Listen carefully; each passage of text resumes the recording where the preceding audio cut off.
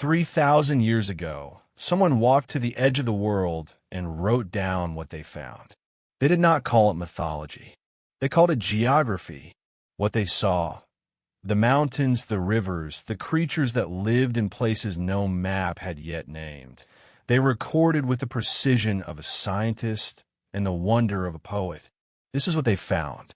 The southern mountains begin at Sparrow Mountain. Its summit is bare of trees. The Sparrow River rises here and flows south until it enters the sea. In these mountains, the ancient traveler began his record, walking south, climbing east, measuring distance in days of journey, writing down everything he saw. In these mountains lives a creature called the Lushu. It has the body of a horse and the head of a white deer. Its body carries the markings of a tiger. Its tail burns red as fire.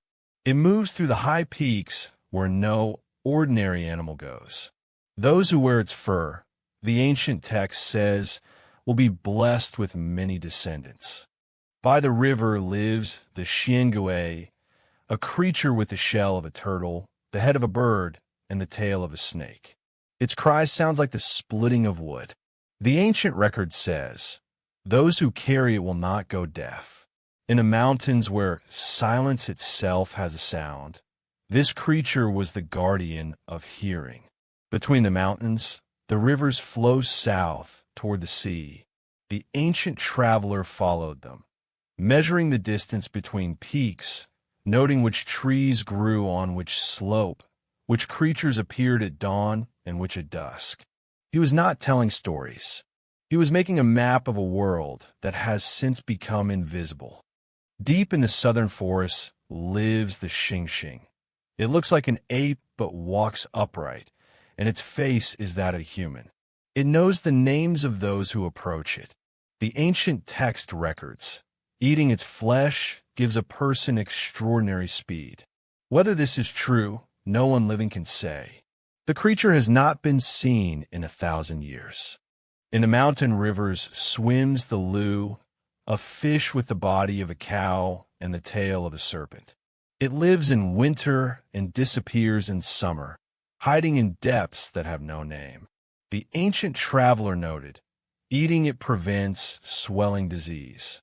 The mountains kept their remedies in strange forms. The southern mountains stretch for nearly 3,000 li. From the first peak to the last, the ancient traveler walked and recorded and wondered. At the edge of the last mountain, he could see the sea. Beyond the sea, nothing yet named. The world he mapped was only the beginning of the world that existed. He knew this. He kept walking anyway. The classic of mountains and seas was written at the edge of the ancient world by people who believed that what they saw deserved to be remembered. 3,000 years later, we are still reading it. The mountains in the book may no longer exist. The creatures may have retreated beyond our reach. But the wonder is still here, still alive, still waiting to be found.